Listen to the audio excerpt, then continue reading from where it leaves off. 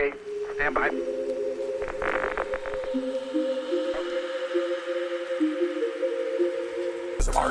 He's from Colorado. All right, Vivian Gomez wrote on.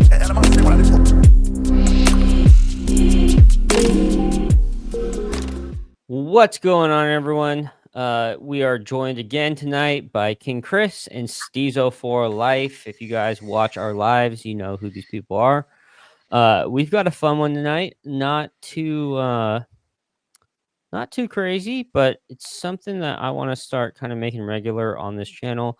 This is from the GOAT, Billy Carson, uh, who I was skeptical of for the longest time, but I've just come to realize that the man is putting the work in. Not all heroes wear capes. You know what I'm saying? Yeah, I mean, look, he covers all this crazy stuff that we as a culture pass off as like outlandish, tinfoil hat, however you want to frame it. At the end of the day, he brings up some very good points. This is a tweet of his. If you guys are interested, go follow him on Twitter and YouTube. I believe both are under the same name, which is the number 4 bit in knowledge. He does great work. I mean, he really points things out.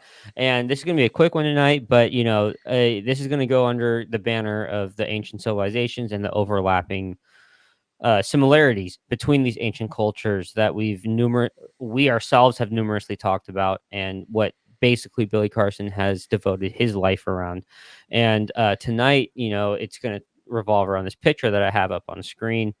There are these two gods, and look, we've never claimed to be historians, scientists, anthropologists, so we're not going to sit here and explain what these gods are specifically. I do know that this connects to is that Ra or is it Thoth, uh, the Egyptian god That's Thoth. with the bird head, right? Yeah. So A lot of them were actually illustrated and shown as that weird bird head with the wings. yeah, and look, we from my little understanding of history, Mesopotamia, they they came first, right? Sumerians, Mesopotamia, then Egypt, correct? Yeah. Yes. So it makes sense that there are some gods that share visual representation, right? Now, what about Ecuador? Yeah. you know who's getting there Yeah. with that question. Yeah. Ecuador Yeah. doesn't fit in that area of the world. Yeah. And so why is this god looking almost identical in the stonework, right? It's just another example of just Yeah. like the stories spread across the world, I mean, look, even down to the artistry of the knees. Look at Yep. this. I mean, where my mouse is hovering, and right here, the handbag. The handbag all- and the wristwatch or whatever that is. You mean the if you time look- trap, the Ben Yeah, yeah. 10 stamp? Yeah. Yeah, I don't. Is that a Rolex? Yeah, exactly. That's a Rolex 4140.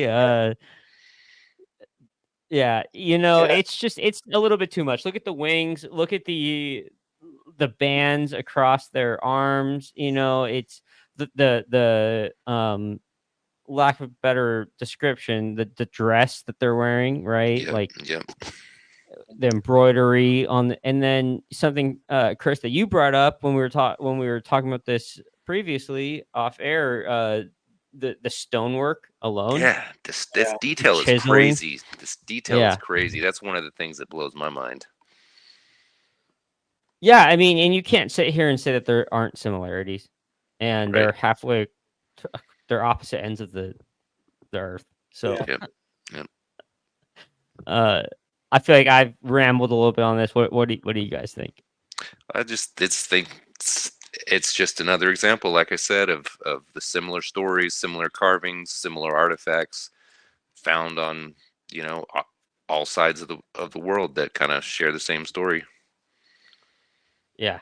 And again, we're not here to explain how or why. We're here to just shed light on the fact that there are similarities between, and you're a fool if you want to ignore this and say that these aren't directly related with each other. I personally, that's how I feel.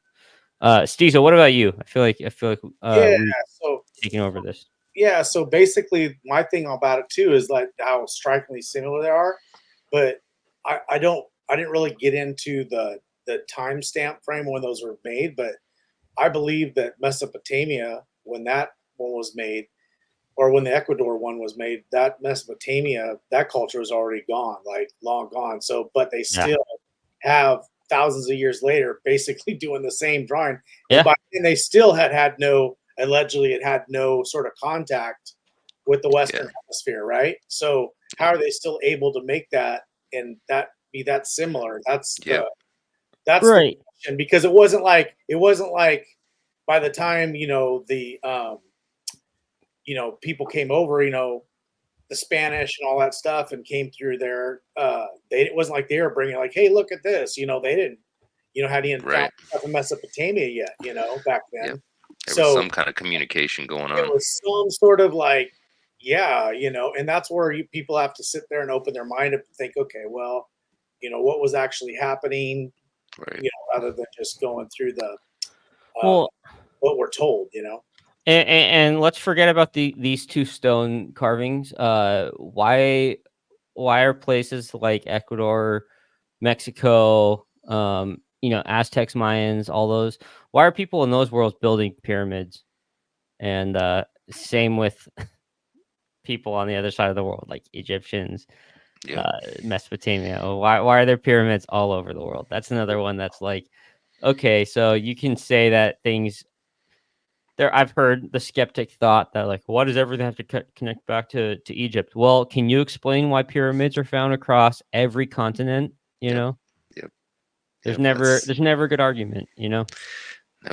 Because once you go down that road, once they go down that road, then it starts leading to areas they don't necessarily want to talk about. exactly. They don't want to talk about it because they don't have any good answers for these Exactly. questions.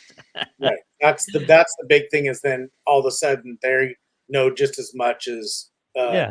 schmo on the street, Yeah. and that should be okay, because that's how you learn things, But Yeah. they don't want to lose out it, on the fact that they have some sort of knowledge on something. it becomes a problem when Flint double dribble starts Double dribble.